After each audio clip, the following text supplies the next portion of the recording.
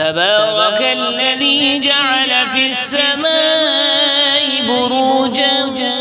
وجعل فيها سراجا وقمرا منيرا وهو الذي جعل الليل والنهار خلفة لمن أراد أن يذكر أو أراد شكورا وعباد الرحمن الذين يمشون على الأرض هونا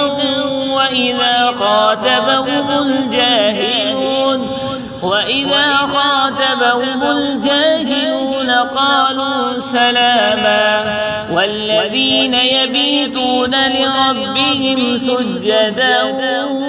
وقياما والذين يقولون ربنا اصرف عنا عذاب جهنم إن عذابها كان غراما إنها ساءت مستقرا ومقاما والذين إذا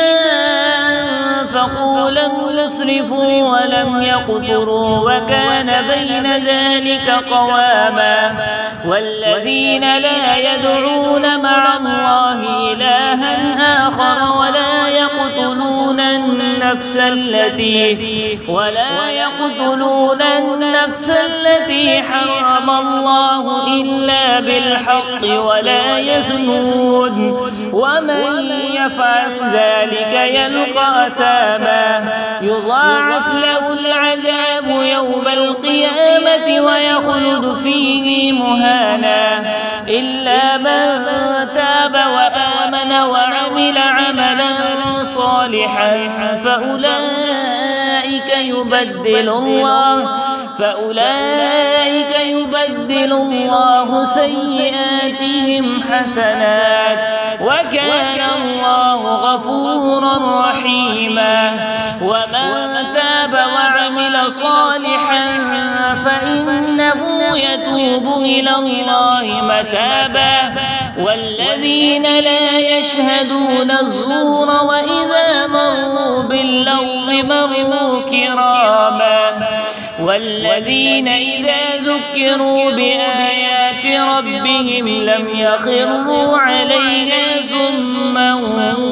وعميانا والذين يقولون ربنا هب لنا من أزواجنا وذرياتنا قرة أعين وجعلنا للمتقين إماما أولئك يجزون الغرفة بما صبروا ويلقون فيها تحية وسلاما خالدين فيها حسنت مستقرا ومقاما قل ما يعبأ بكم ربي لولا دعاؤكم فقد كذبتم فسوف يكون لزاما.